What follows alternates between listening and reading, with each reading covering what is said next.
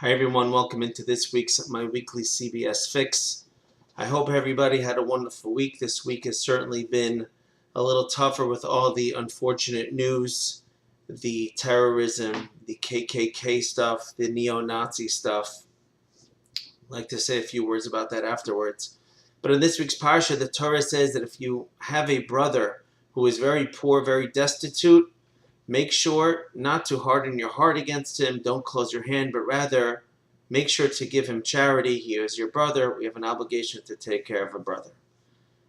So the Talmud tells us that a wicked Roman nobleman one time asked one of the sages, said to him, why is it if God loves you guys so much, then how come and he loves people in general, why did he make people poor? So the Torah sage answered him that he made them poor so that we, the rest of the people, will have merit in giving that poor person charity, and that'll save us from punishment. So the question is that there's many mitzvahs in the Torah that we can do. Let Hashem make everybody have enough money. Let there not be poor people, and what will save us from punishment is all the other commandments that we do, whether it's keeping Shabbos, whether it's honoring our father and mother, whether it's I don't know, pick any, you got eating matzah, whatever it may be.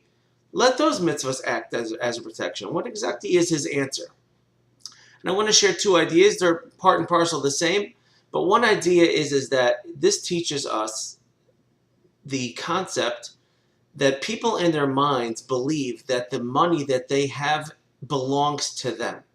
And it's very hard for people to give up of their money. Now, certainly if a person is poor, he shouldn't give up of his money. You can't make yourself more poor. You have to protect yourself and save yourself and provide for your family. But if a person has the means to give, nevertheless, the mental approach towards a person's own money is that it belongs to them. It's for them.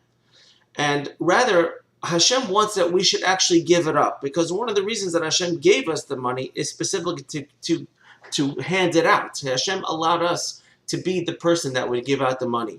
But this idea, this concept is the what's called precious, to be able to separate yourself from your own money.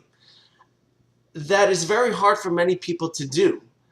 Which brings us to part two. Part two is that there's the idea of, like mentioned last week's parasha, of kochi v'otzim yadi. A lot of time a person makes money, thinks it's I made the money. And the answer is no, you didn't make the money. You went through the motions as if you made the money, but Hashem is the one who really blessed you with the money.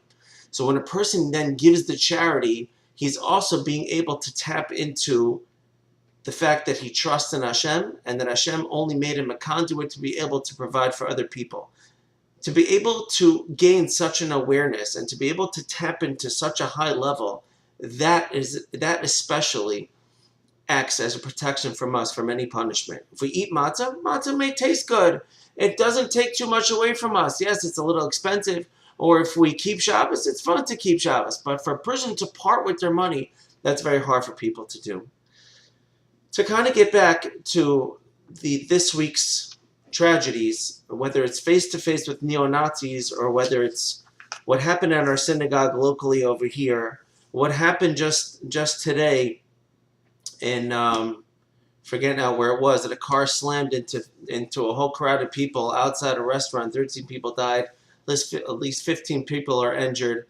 These are all reminders for us, for you and I. We have to remember that slogans like never forget aren't necessarily going to work. And these are all signs for the Jewish people to remember that Hashem is trying to wake us up. And he's trying to remind us all to do some form of returning to him. Whether it's maybe we shouldn't be at certain restaurants. Maybe it's that we shouldn't be at certain places. Maybe it's that we should learn a little bit more Torah. Maybe it's that we should watch these videos a little bit more often. Of course, it was just a joke. But the point is that Hashem is talking to us, and he's reminding us.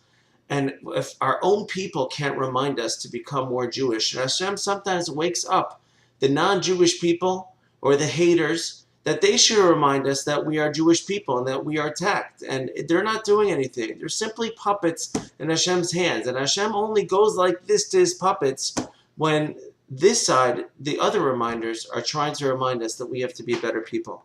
I'm not saying this to hurt anybody. I'm not saying this because I'm pointing the finger at anybody. I'm saying this because for one reason and one reason only. It's because I love all you people. And I'm just letting you know, I don't pull any punches. I try to say it as it is. The way it is that Hashem is giving us these reminders. And if you really want to do something about it, then all you have to do is come back to Hashem for a little bit.